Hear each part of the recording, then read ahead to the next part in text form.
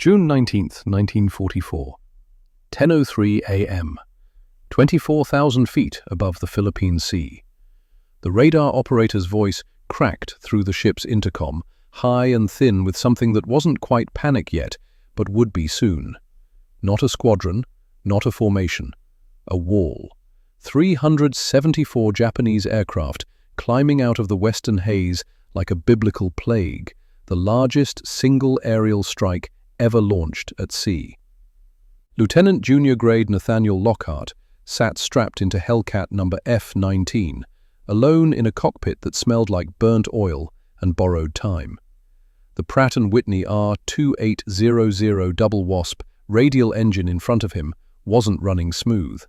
It was shaking itself apart at 847 revolutions per minute when it should have been turning a steady 2,700. Oil pressure read 42 pounds per square inch.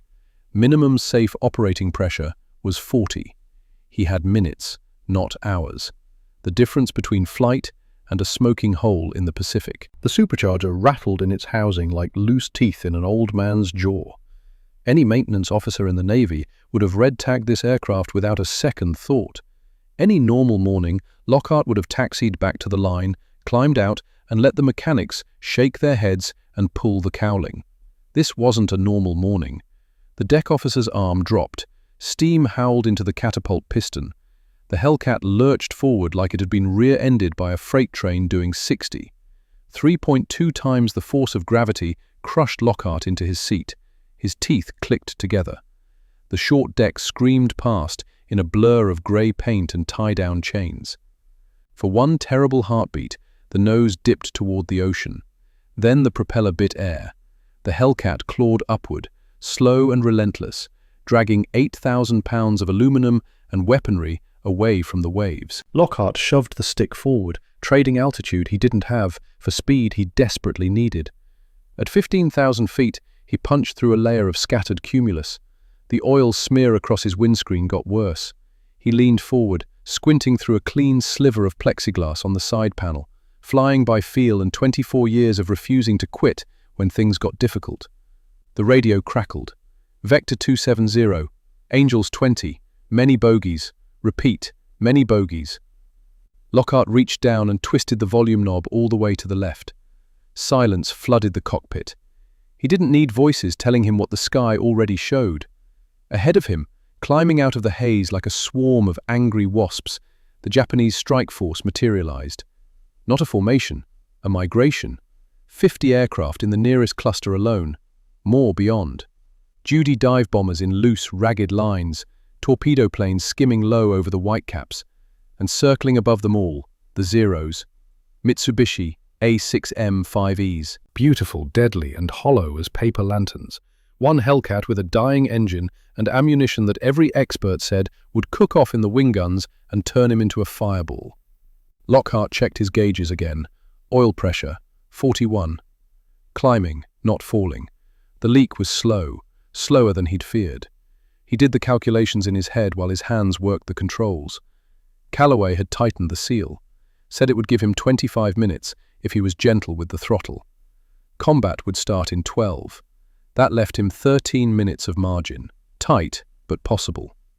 He pulled back on the stick and pointed the Hellcat's nose at the sun. 48 hours earlier, the USS Lexington had been a different kind of tense, the kind that came from waiting instead of fighting. Men played cards in the ready room, wrote letters they weren't sure would ever get mailed, slept in shifts, dreaming of home, or nothing at all. Nathaniel Lockhart wasn't in the ready room. He was 3 decks below, in the armory, where the air smelled like gun oil and the fluorescent lights hummed with a frequency that made your back teeth ache. The other pilots called him the janitor, never to his face, always behind his back, in the tone men use when they're not quite sure if they're joking or not. Lockhart didn't play cards, didn't drink with the squadron, didn't chase nurses when the ship made port. He lived in the machine shops and ammunition bays, elbow deep in machinery that other officers thought was beneath them. Officers flew planes, enlisted men fixed them. That was the rule. Lockhart had never been good with rules. He stood now in front of a work table covered in ammunition belts, his hands black with grease, his flight suit unzipped to the waist. Across from him, Chief Petty Officer Augustus Thornwell watched with the kind of patience that comes from 3 decades of dealing with officers who think they know better than they do. Thornwell was 52 years old. 28 of those years had been spent loading aircraft guns on 6 different carriers. He had thick forearms, roped with old burn scars, and a face like weathered oak. His son had been a pilot, past tense. A Zero had shot him down over Guadalcanal in 1942 because his tracers had curved wrong at 600 yards and given away his position before he could close the range. Thornwell hadn't smiled much since then. Lockhart spread a technical manual across the table, pages marked with grease pencil and coffee stains, calculations written in the margins, in handwriting so small you needed good light to read it. Standard load is 1 tracer to 4 armor-piercing to 1 incendiary, Lockhart said. Balanced, safe, approved by people who've never seen a Zero up close. Thornwell didn't respond, just looked at the ammunition belts like a man examining evidence at a crime scene. Tracers lie, Lockhart continued. They're heavier than ball rounds. They curve different at range. Worse, they tell the enemy exactly where you are. You fire tracers at a Zero, you might as well paint a target on your fuselage and ring a dinner bell. Regulations exist for reasons, Lieutenant. Regulations were written by people who died before they learned better.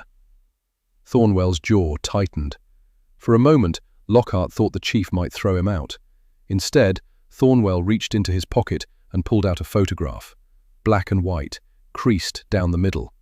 A young man in a flight suit, grinning at the camera, with the kind of confidence that comes from not yet knowing how quickly the world can kill you. My son, Thornwell said quietly. Ensign Marcus Thornwell, shot down November 8, 1942. His wingman said the Japs followed his tracers right to him, lit him up before he could get close enough to do any damage. Lockhart looked at the photograph, said nothing. You think M8 armor-piercing incendiaries are the answer, Thornwell said. All of them. No tracers, no safety margin, just fire. Yes. You know what happens if those rounds cook off in the wing? If the barrels overheat? The plane explodes. I'll be dead before I hit the water. And you think that's acceptable risk? Lockhart met the older man's eyes. I think we're loading ammunition designed to penetrate German bombers with armor plate and self-sealing fuel tanks. The Japanese don't build their aircraft that way. Zeros are fast and maneuverable because they're light. No armor, no protected fuel cells, just aluminum skin and tanks full of high-octane gasoline. You don't need to shred a Zero. You need to light it. Thornwell set the photograph down carefully, like it might shatter. The manual says a hot belt will cook off. The manual was written by engineers who never flew in combat. I've seen Zeros burn, Chief.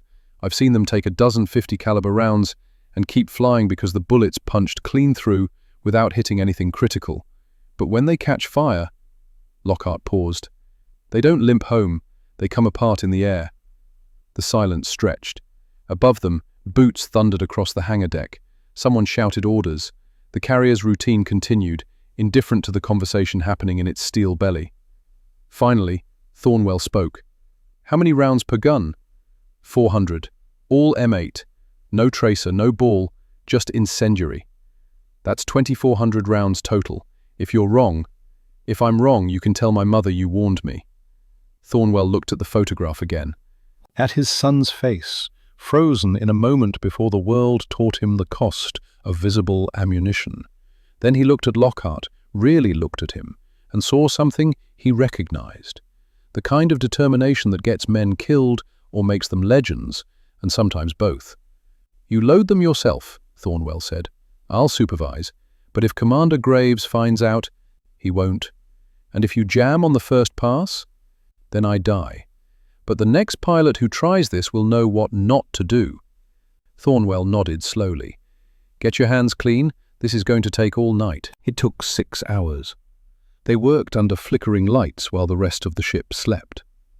Thornwell showed Lockhart how to thread the belts, how to check each round for defects, how to feel the weight difference between a properly seated cartridge and one that would jam in the feed mechanism and turn 6 guns into 6 pieces of useless metal.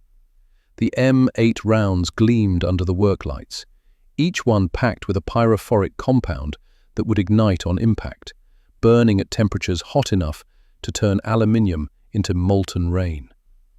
Lockhart worked with the focus of a watchmaker, his hands steady despite the exhaustion pulling at his shoulders. Thornwell watched every move, correcting angles, checking clearances, his voice a low rumble in the quiet space. "Your squeeze better be perfect," Thornwell said. "These rounds run hot. You hold the trigger too long, the barrel heats up. Heat builds, chemistry gets unpredictable. Short bursts, 0.6 seconds maximum. And if you miss?" "I won't." Thornwell almost smiled. Almost. Confidence is good. Overconfidence gets you killed. It's not confidence, it's mathematics.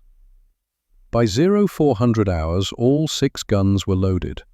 2,400 rounds coiled in the wing bays like sleeping snakes. Thornwell ran his hands over the belts one final time, checking tension, checking feed angles, checking everything twice because there wouldn't be a chance to check again. He pulled a small notebook from his pocket, clicked a pen, started writing serial numbers. Every 10th round, he recorded the number stamped into the base of the casing. "What are you doing?" Lockhart asked. "If you die," Thornwell said without looking up, "I need to know which round killed you." Lockhart watched the old chief work, watched him fill page after page with numbers and notes, building a record of this moment in case it needed to be studied later, in case someone needed to learn from whatever happened next. Finally, Thornwell closed the notebook. "Done. Don't make me regret this." "I'll try not to." "Trying's not good enough, son. You bring this bird back, or I'll find you in whatever hell they send pilots to and load you up with traces myself." Lockhart allowed himself a small smile. "Yes, Chief." They climbed out of the gun bay. Thornwell headed toward the berthing area. Lockhart started for his rack, then stopped, turned around, walked back to Hellcat number F-19 and ran his hand along the fuselage, feeling the rivets under his palm, cold and solid. The plane smelled like aviation fuel and fresh gun oil. It smelled like possibility. He didn't sleep that night, just lay in his rack, staring at the underside of the bunk above him, listening to the carrier's heartbeat, the throb of engines, the groan of stressed metal, the footsteps of men on watch, walking patterns they'd walked 1,000 times before. At 0530, the lights came on. Reveille sounded. Men moved through their routines with the automated precision of people who'd done this so many times it had become muscle memory. Lockhart dressed slowly, checking his gear, his mind already running through intercept angles and deflection shooting. He made it to the flight deck at 0615. The sun was a thin line of gold on the eastern horizon. The air smelled like salt and aviation fuel. Deck crews swarmed over the Hellcats, checking tie-downs, checking fluid levels, checking everything, because out here, a loose bolt could kill you, just as dead as a Zero's 20mm cannon. Lockhart found his aircraft, number F-19. The crew chief was already there, a kid named Ezra Calloway, 19 years old, from somewhere in Nebraska, where the sky went on forever, and nobody had ever heard of a carrier deck. They called him Kid, and he'd earned the nickname by being the youngest mechanic in the squadron and the most competent. Calloway looked up as Lockhart approached. His face went through several expressions in rapid succession. Surprise, concern, something close to fear. "Sir," Calloway said, "we've got a problem." Lockhart's stomach tightened. "What kind of problem?" "Engines leaking oil. Started sometime after midnight. I found it on the 0600 check. It's not catastrophic, but it's not good either. Losing maybe 0.3 quarts per minute from the number 4-cylinder pushrod seal." Lockhart climbed up on the wing, looked into the engine compartment. Sure enough, fresh oil streaked the cylinder housing, black and gleaming in the early light. "How long can it fly?" Lockhart asked. 15, maybe 18 minutes before the pressure drops below minimums. After that, Calloway shrugged, engine seizes, you glide. Or swim. "Can you fix it?" "Sure. 3, maybe 4 hours. We'd have to pull the cowling, replace the seal, button it back up, run a test. You'd miss the morning patrol, but—" "No." Calloway blinked. "Sir, I need this plane. This one. Not another one." "Lieutenant, with respect, Any Hellcat on this deck will get you in the air. They're all the same bird. Not this one. This one has the right ammunition. Calloway's expression shifted. He'd been on deck last night. He'd seen Lockhart and Thornwell working in the armory, seen the chief's face when they'd finished. He was young, but he wasn't stupid. The special load, Calloway said quietly. Yes. Sir, if Commander Graves finds out, he won't, unless you tell him. Calloway looked at the oil leak, looked at Lockhart, looked at the horizon where the sun was climbing into a sky that would be full of Japanese aircraft in less than 4 hours. I can't fix the leak in time, Calloway said, but I can tighten the seal, maybe slow it down to 0.2 quarts per minute, buy you a few extra minutes. Do it! Calloway grabbed tools. Lockhart climbed down and stood back, watching the kid work with the kind of focused intensity that reminded him of himself at that age. The kind of intensity that came from knowing that someone's life depended on getting this right. 7 minutes later, Calloway climbed down. His hands were black with oil, his face was grim. Best I can do, he said. Seal's tighter, still leaking but slower. You've got maybe 25 minutes if you're gentle with the throttle. Baby it. Don't push emergency power unless you absolutely have to. Combat should be done in 12. And if it's not? Lockhart looked at the eastern sky. Somewhere out there, the Japanese fleet was launching aircraft, hundreds of them, the largest aerial attack in the history of naval warfare, all of it aimed at the ships floating beneath his feet. Then I'll have other problems to worry about, Lockhart said. At 0947, the radar operator's voice came over the speaker system, and everything changed.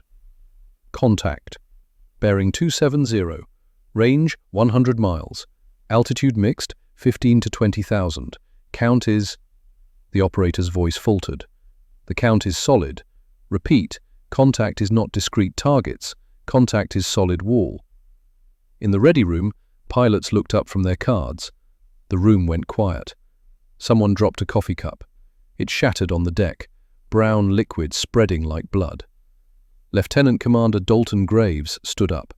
He was 41 years old, a career officer who'd learned to fly when aviation was still something people did for fun at county fairs.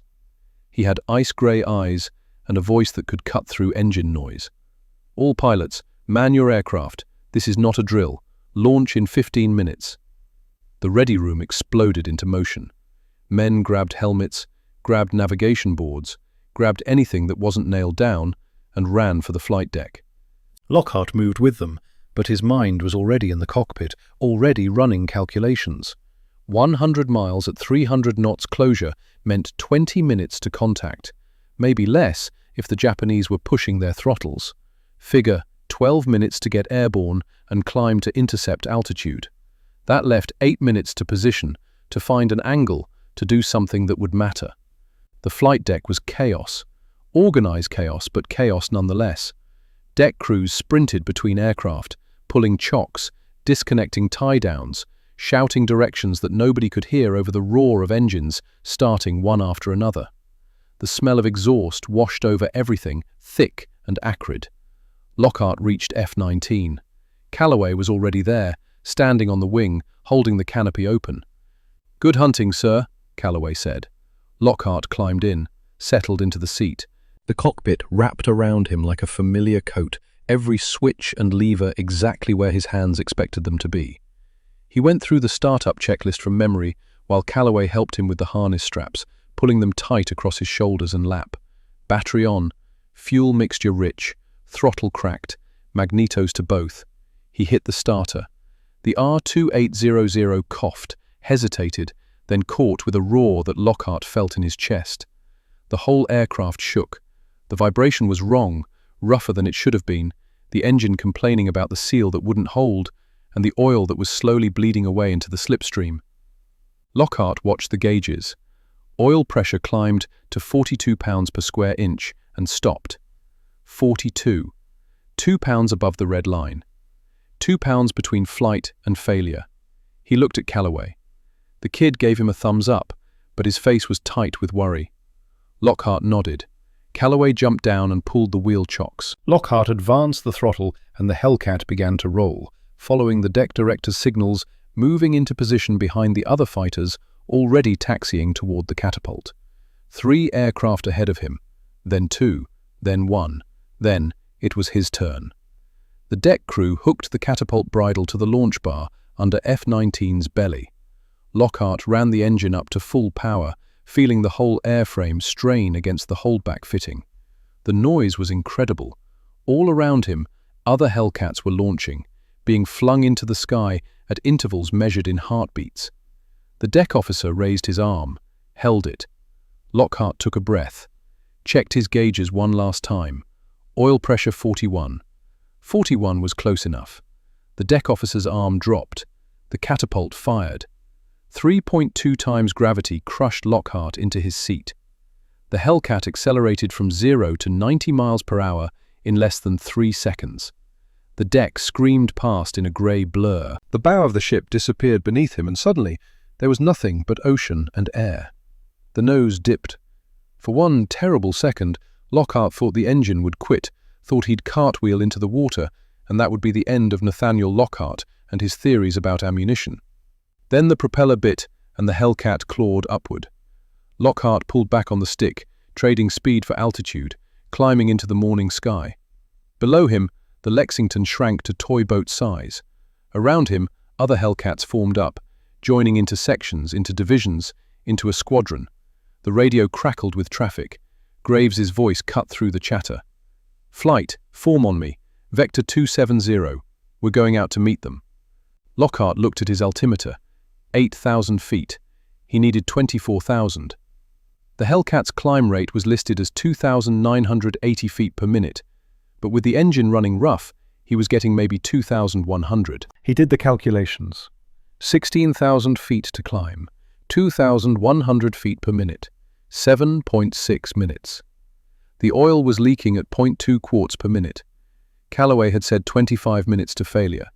Combat would start in 12. That left 13 minutes of margin. The calculations worked. Lockhart reached down and twisted the radio volume to 0. Graves's voice vanished. The chatter vanished. There was only the sound of the engine, rough and angry, and the whistle of wind through the canopy seal. He pushed the throttle forward carefully, not into emergency power, just steady climb power, and pulled the nose up. The Hellcat responded, climbing steadily, the damaged engine grumbling but holding together. At 7.4 minutes, he broke through 24,000 feet and leveled off. The engine temperature gauge was high but not critical. Oil pressure was at 39 pounds per square inch, 1 pound below minimum safe operating pressure, but stable. Lockhart looked ahead toward the western horizon and saw them coming. Not a formation, not a squadron, a wall of aircraft, stretching from the waves to the high sun, layer upon layer of bombers and fighters and death, climbing toward the American fleet with the inexorable patience of a tidal wave. Lockhart counted quickly. 47 aircraft in the nearest cluster, 12 Mitsubishi Zeros circling above like shepherds guarding a flock, 28 Yokosuka D-4Y, Judy dive bombers in ragged lines that told him everything he needed to know about the pilots flying them, 7 Nakajima B, 6 N torpedo bombers skimming low, green pilots, rushed through training, sent to war before they were ready. He was one pilot in one damaged aircraft with ammunition that no sane man would carry. A smart pilot would have turned back. A reasonable pilot would have waited for help. Lockhart pulled back on the stick and climbed toward the sun. The sun, at 24,000 feet, wasn't warm. It was a white disk burning in a sky so blue it hurt to look at, cold and indifferent and absolute. Lockhart climbed toward it, using the glare as camouflage, positioning himself so that any pilot looking up would see nothing but blinding light. Below him, the Japanese formation plowed eastward like a slow-moving storm. They flew with the confidence of overwhelming numbers, of men who believed that 47 aircraft would be more than enough to overwhelm whatever resistance the Americans could mount. They were probably right. Lockhart checked his instruments. Altitude 25,000 feet. Oil pressure 38 pounds per square inch. Engine temperature 110 degrees Celsius. Every gauge whispered warnings, but nothing screamed failure yet. He watched the formation below, studied it. The Zeros were predictable in their pattern, flying a wide circle above the bombers, but their spacing was too loose. They couldn't cover everything, and the bombers themselves flew in ragged lines that betrayed inexperience. These weren't veterans. Veterans flew tight formations. Veterans maintained discipline. These pilots wandered in and out of position like students on their first cross-country flight. Green pilots made mistakes, and mistakes could be exploited. Lockhart began his calculations.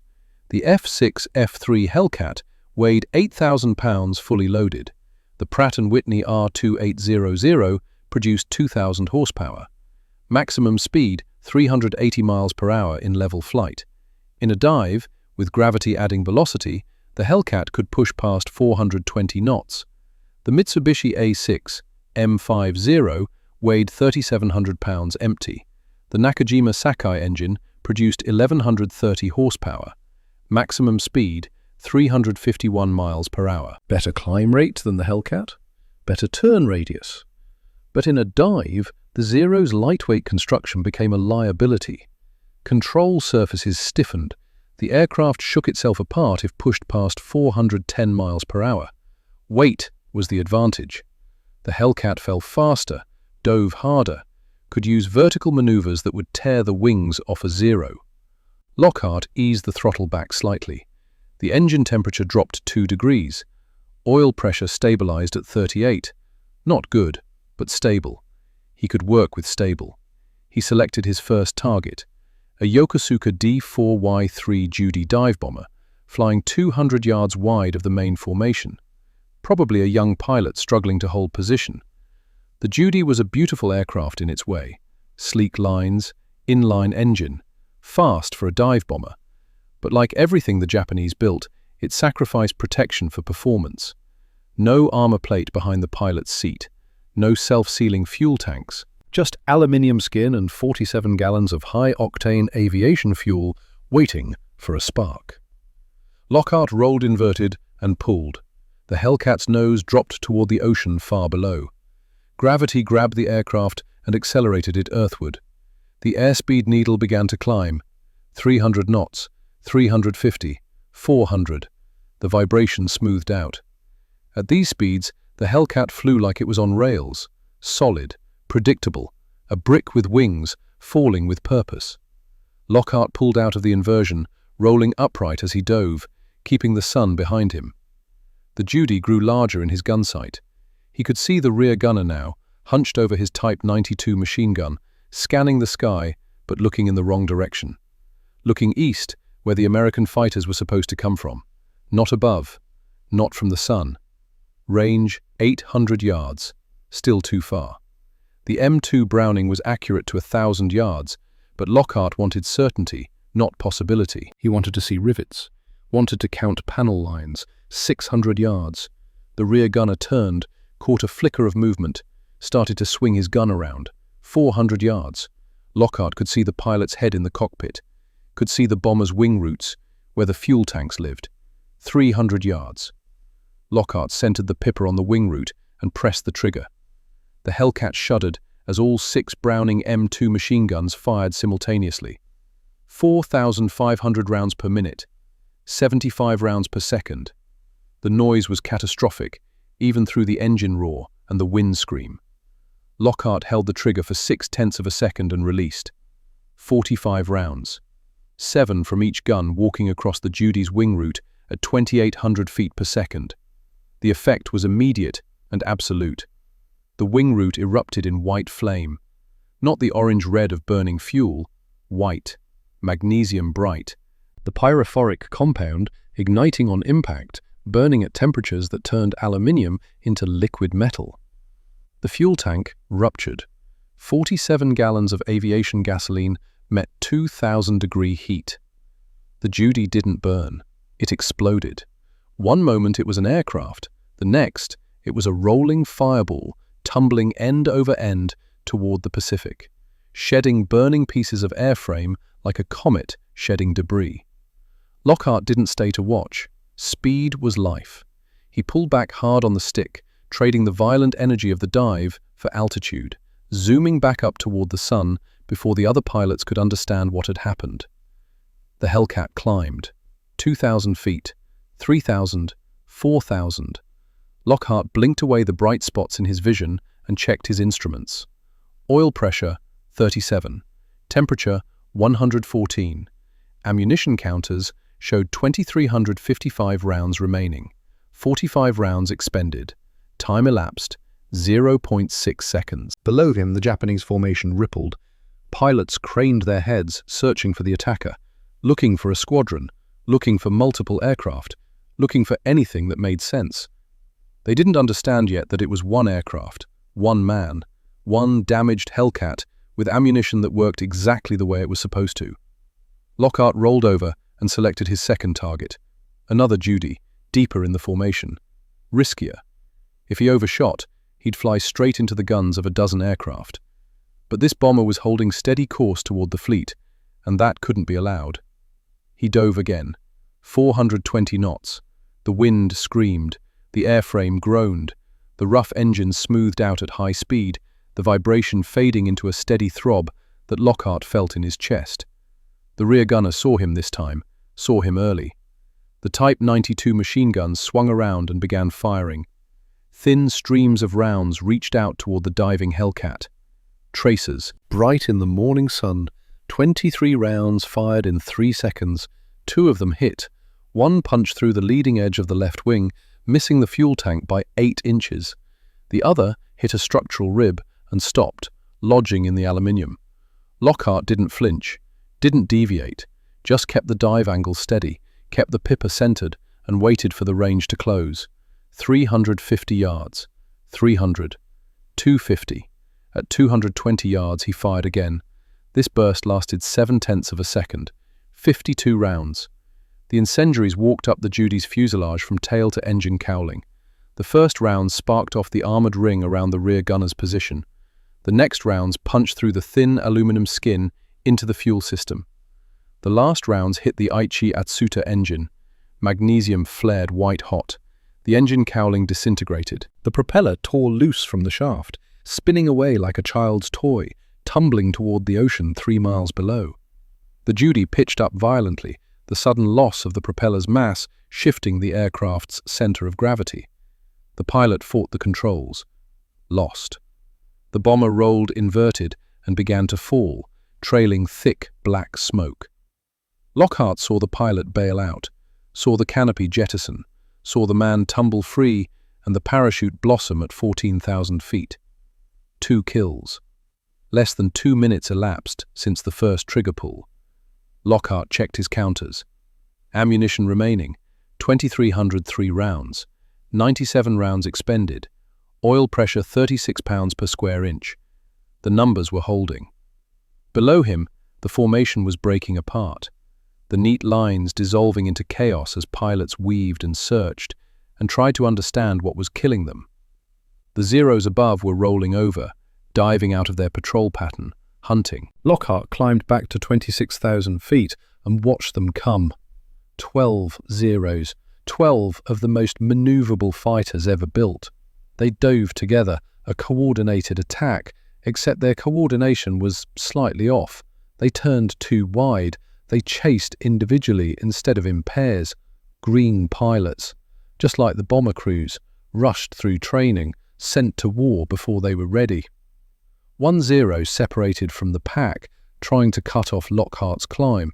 The pilot pulled hard, hanging on the propeller, the lightweight fighter standing almost vertical for a split second. Physics froze him there, airspeed bleeding away, energy dissipating, a target suspended in space. Lockhart dropped his nose 12 degrees and fired. 18 rounds, 1.2 seconds. The incendiaries hit the Zero's wing root. The fuel tank ruptured. The wing folded up like paper in a campfire. The Zero disintegrated. Didn't burn, didn't explode, just came apart. The fuselage tumbling one way, the wings fluttering down, the engine falling straight down, trailing smoke. 3 kills, 3 minutes, 115 rounds expended. And then the sky turned angry.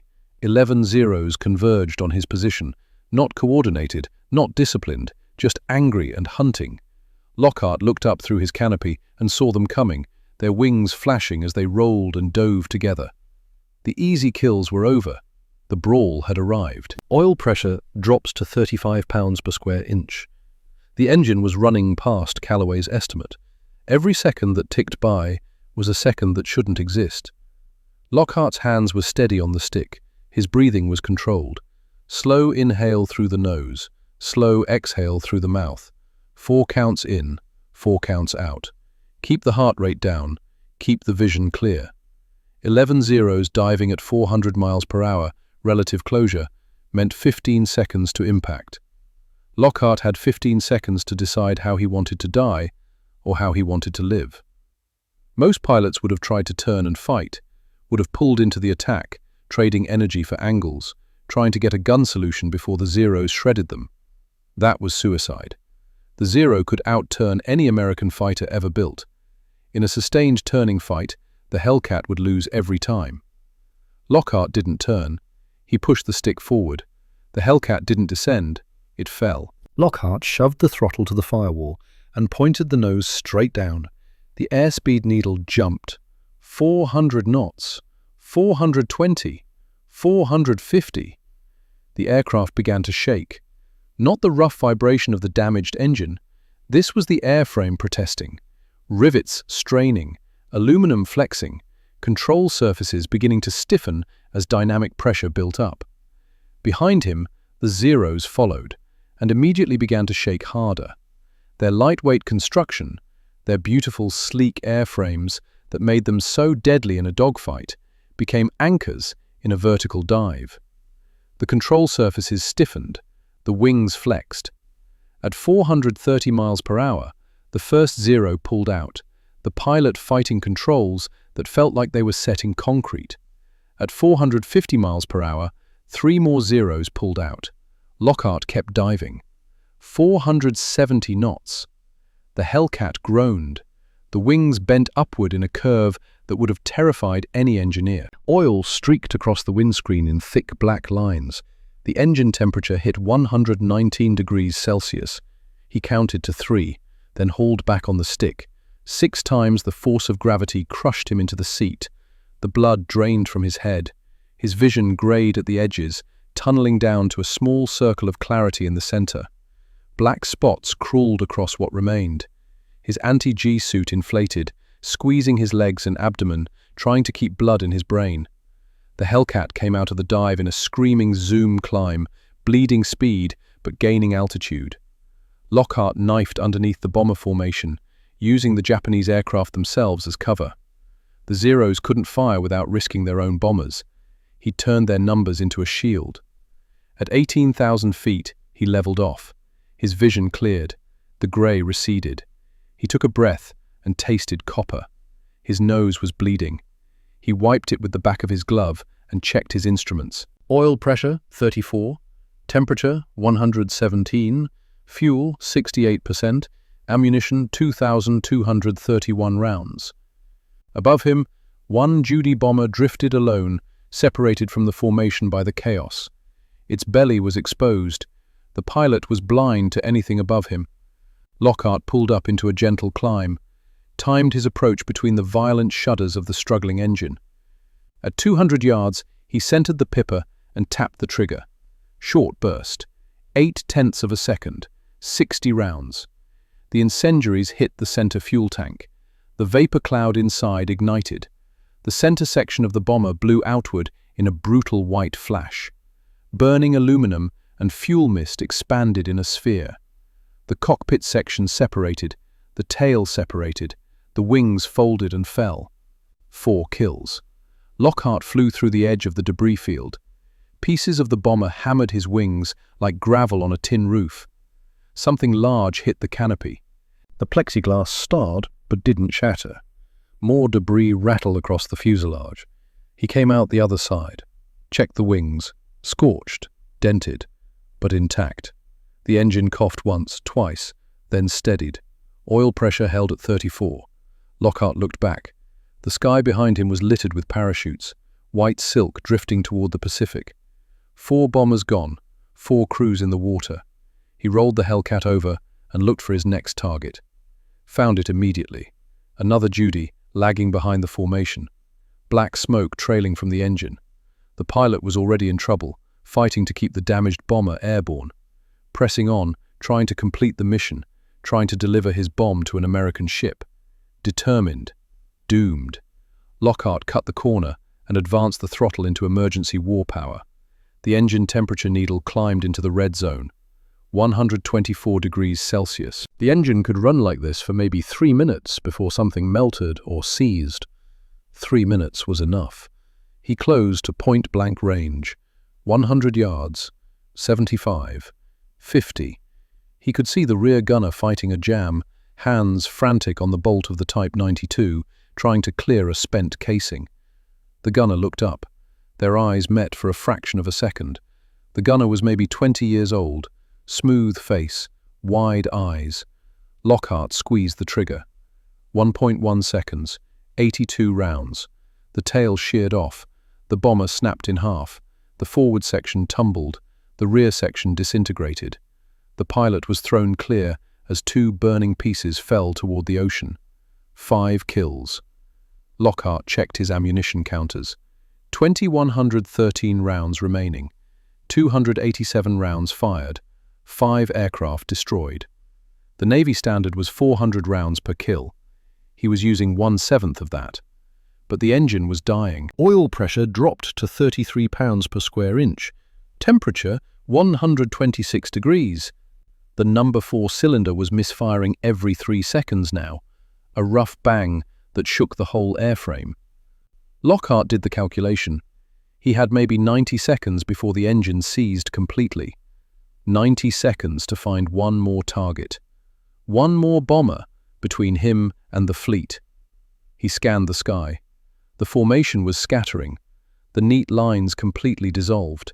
Pilots breaking away, diving for the deck, abandoning the attack run. The Zeros were swarming, furious, hunting the ghost that was burning their charges out of the sky.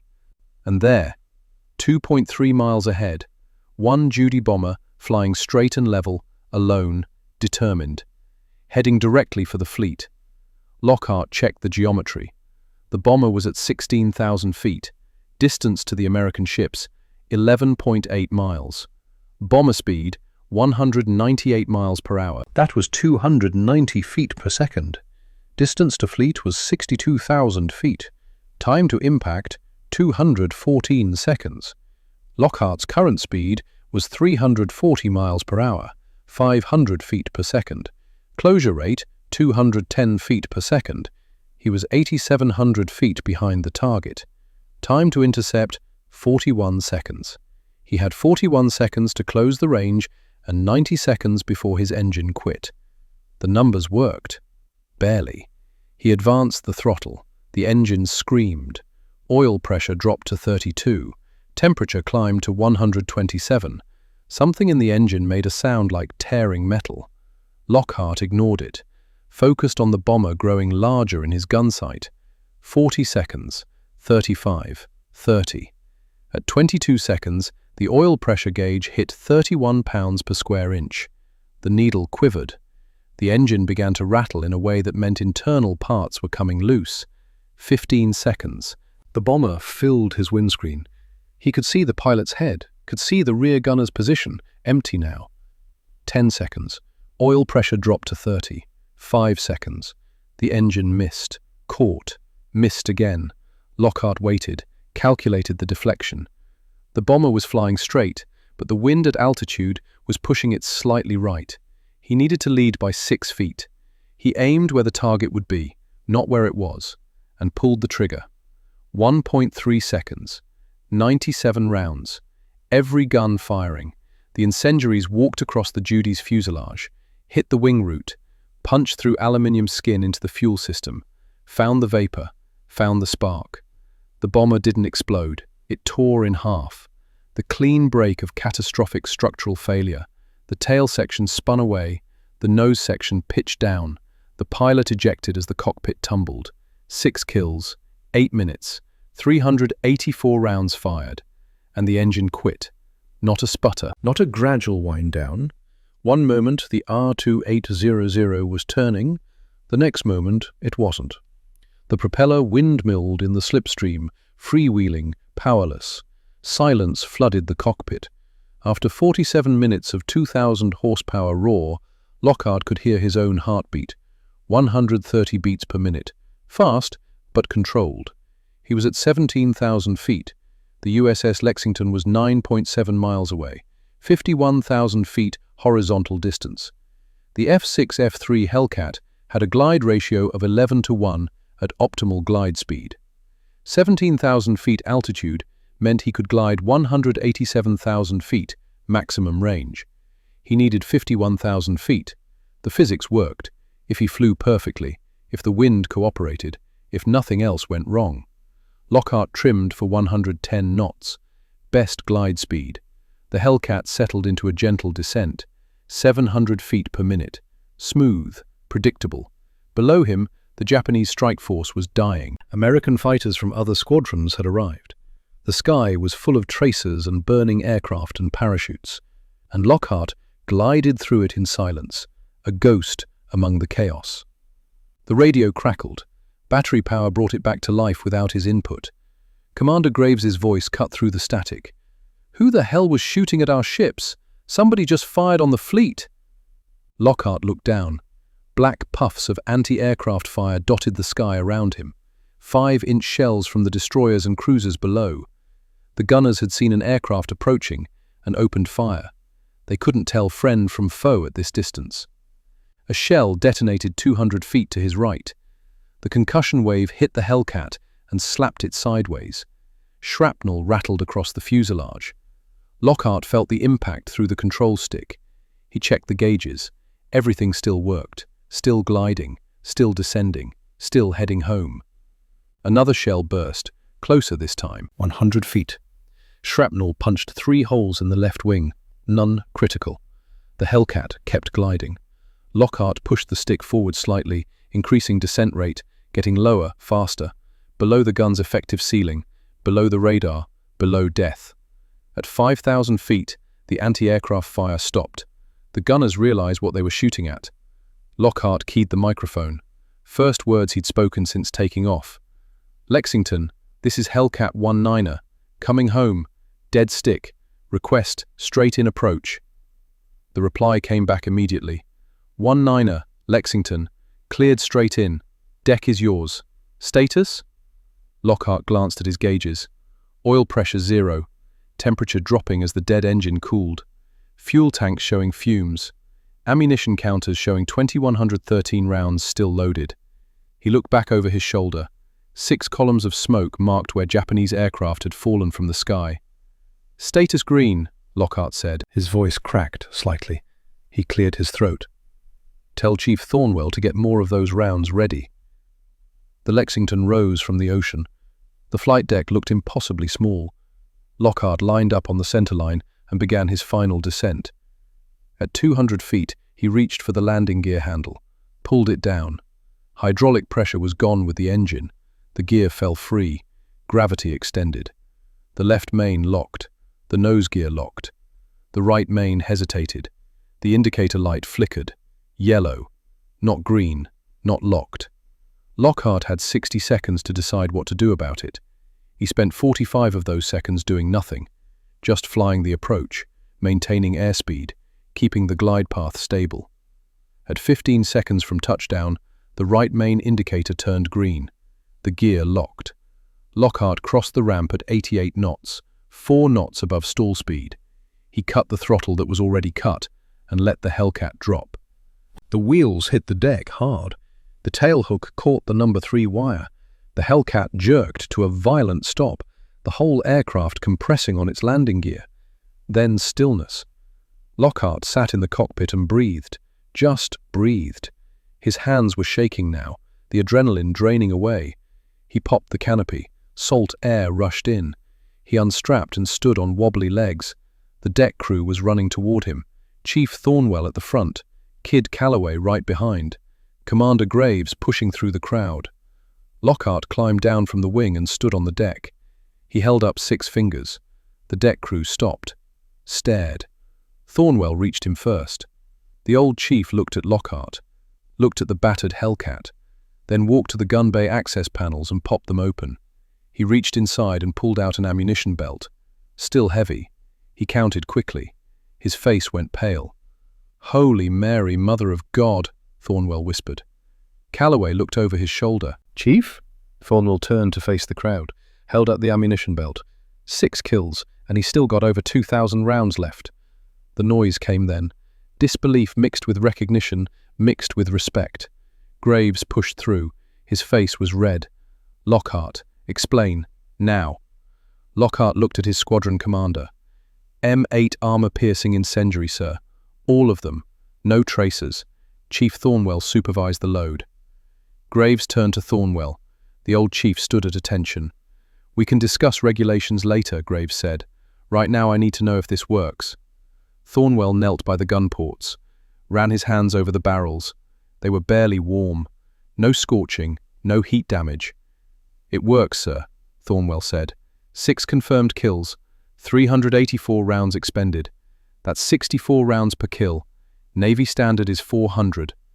Graves did the calculations, looked at Lockhart with something approaching respect. "You just rewrote the doctrine, Lieutenant." But Lockhart wasn't looking at Graves. He was looking at the western horizon, where smoke still rose from the largest air battle the Pacific had ever seen. A photographer snapped the picture. Lockhart standing on the wing, oil-streaked, exhausted, holding up 6 fingers with a grin that wasn't pride. It was disbelief. Relief. That photograph would run in newspapers coast to coast, would become an icon. But the real revelation wasn't captured on film. It was written in the ammunition counters, in the numbers that proved precision beat volume, in the silence that followed when everyone realized the rules had just changed. The celebration lasted exactly 43 minutes. Then Captain Reynolds sent for Lockhart. The summons came at 1800 hours. Lockhart was in the ready room, still in his flight suit, drinking coffee that tasted like oil. The ensign who delivered the message wouldn't make eye contact. "Lieutenant Lockhart, Captain Reynolds requests your presence immediately." The ready room went quiet.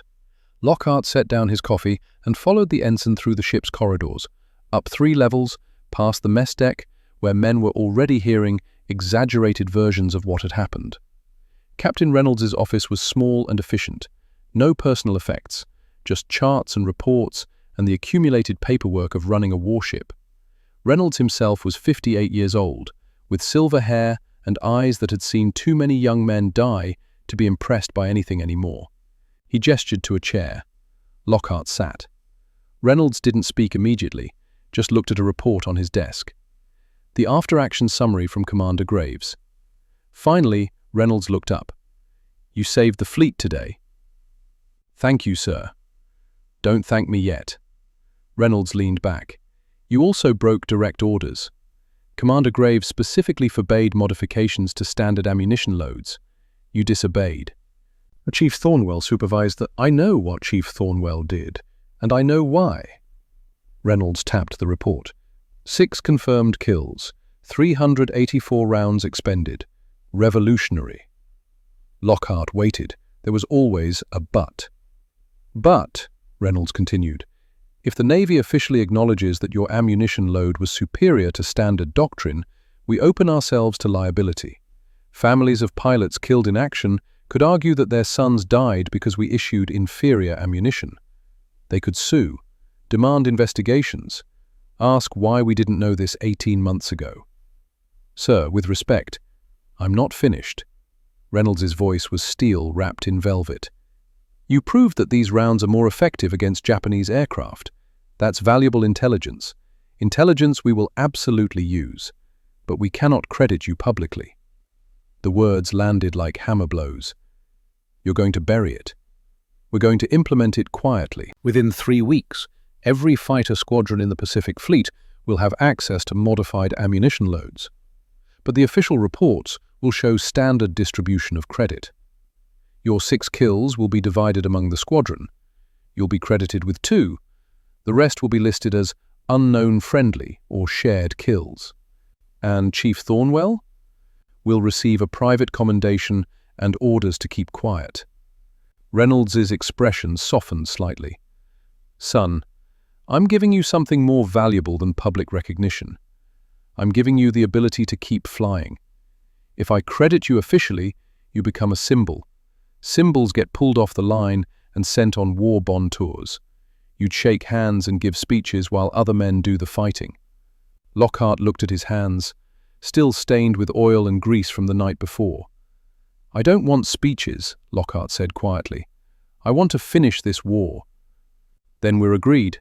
Reynolds stood, extended his hand. Your contribution will be remembered by the people who matter, the pilots who come after you, the men who survive because they're carrying ammunition that works. Lockhart shook his hand. One more thing, Reynolds said. The press will want heroes. I need you to deflect. Be humble. Credit the squadron. Credit anyone but yourself. Can you do that? Yes, sir. Good. Dismissed. Chief Thornwell was waiting outside the berthing area. The old man's eyes were red. You heard, Lockhart said. Sound carries through ventilation ducts if you know where to stand. Thornwell stood slowly. They're stealing it from you. They're using it. That's what matters. The hell it is. Thornwell's voice was rough. My son died because of bad ammunition. You proved there was a better way, and they're going to pretend it never happened. Lockhart sat on his rack. Exhaustion was catching up. 37 hours awake, combat, 6 kills, a dead stick landing. His body wanted sleep. Chief, how old was your son when he died? The question surprised Thornwell. 22. Why? I'm 24. If your son had lived, if he'd had the right ammunition, maybe he'd be the one sitting here instead of me. Maybe he'd be the one they're stealing credit from. Lockhart looked at the old man. Would you want him to be angry? Or would you want him to keep fighting? Thornwell was quiet for a long time. When he spoke, his voice was thick. I'd want him to keep fighting. Then that's what we do. We load the ammunition. We fly the missions. We save the pilots who come after us. We don't care who gets the credit. Thornwell nodded slowly, pulled something from his pocket, a small notebook, the same one he'd used to record serial numbers. I wrote it all down, Thornwell said. Every detail, every round loaded, every calculation you made. Someday, when this war is over and the lawyers can't touch us, someone's going to want to know the truth. He set the notebook on the rack beside Lockhart. Then he left. Lockhart picked up the notebook, flipped through pages of careful handwriting, serial numbers, load sequences, technical notes, a complete record of the night they'd broken the rules and proven the impossible. He closed the notebook and held it. Then he slept for 14 hours straight. The war continued. Lockhart flew 63 more missions. Iwo Jima, Okinawa, the Japanese home islands. His kill count climbed. 7, 9, 13, 19. 19 confirmed aerial victories. 4th highest scoring ace in the United States Navy. The medals came. Navy Cross, 3 Distinguished Flying Crosses, Air Medal with oak leaf clusters. The ribbons accumulated on his uniform. But every after-action report was carefully worded. Every kill credited in ways that dispersed recognition. Every mention of ammunition was standard language. The M8 rounds spread quietly through the Pacific Fleet. By July 1944, every fighter squadron had access. Pilots called them the silver loads. Some called them Lockhart rounds, though never in official reports. The kill ratios improved. Fewer rounds per target, more Japanese aircraft burning, more American pilots coming home. Nobody talked about where the idea came from. In August 1945, the war ended. On the Lexington, men cheered, threw hats, embraced, wept. Lockhart stood on the flight deck and looked at the western sky, thought about 6 aircraft burning, thought about ammunition that worked, thought about pilots who'd survived. Commander Graves found him there. Hollywood's calling. They want to make a picture about the turkey shoot, offering $50,000 for your story. My story? The Navy's approved it. You'd get the money. They get editorial control. Lockhart watched the sunset paint the clouds orange and red, colors like fire. I'll sell them the rights on one condition, Lockhart said. They change my name in the script. Graves frowned. Why? Because I don't want to be a character in someone else's story. Let them make their movie. Let them have their hero.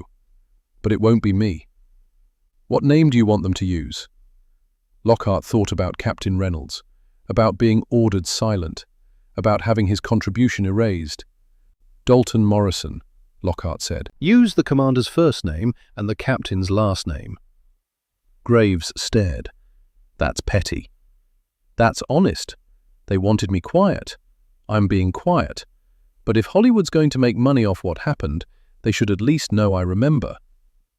The contract was signed 3 weeks later. The movie came out in 1952.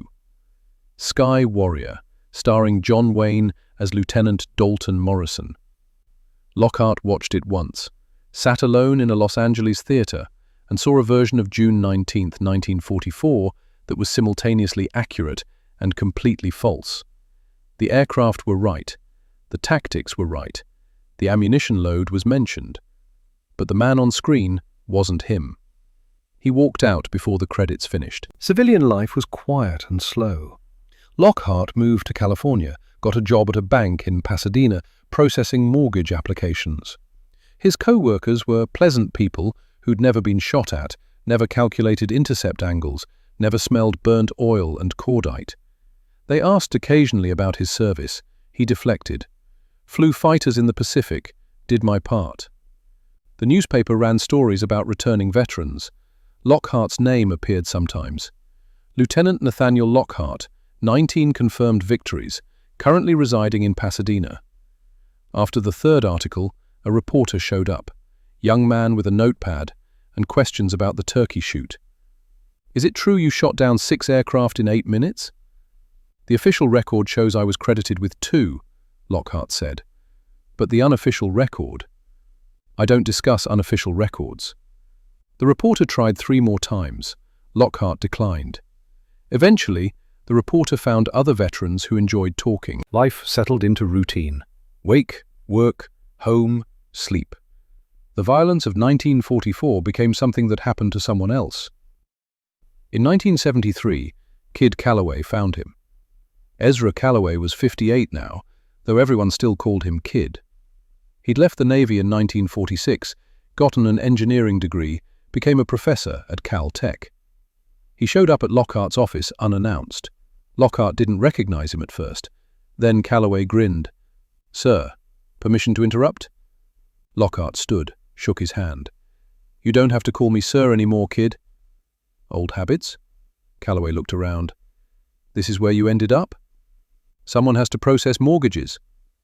Calloway pulled a folder from his briefcase. "I teach applied combat tactics, required course for aerospace engineering students. I've been teaching it for 12 years. He opened the folder. Inside were lecture notes, technical diagrams. "Week 7, Calloway said. "I teach the Lockhart method, close-range engagement, ammunition selection, weight advantage in vertical maneuvers. I've taught 218 students. 6 are designing fighter aircraft for Lockheed and McDonnell Douglas." Lockhart looked at the materials, saw his name, saw diagrams of tactics he'd used, saw calculations he'd made while falling at 400 miles per hour. "You teach this?" "Every semester, and I never tell them who you are, because you asked us not to." Calloway sat. "But I wanted you to know. The work didn't disappear. It's teaching people to think independently, to question doctrine when doctrine will get them killed." Lockhart read through the notes, saw his logic explained, saw the numbers worked out, saw annotations from students asking smart questions. Do they understand? The good ones do. The great ones question it and make it better. Calloway smiled. "That's what you taught me, sir. Not to follow the manual when the manual's wrong. To trust judgment. To do the job right, even if it's not the approved way." After Calloway left, Lockhart returned to the mortgage applications. The work still felt tedious, but somehow less empty. In 1979, the Department of Defense declassified Japanese military records, war diaries, after-action reports, radio intercepts.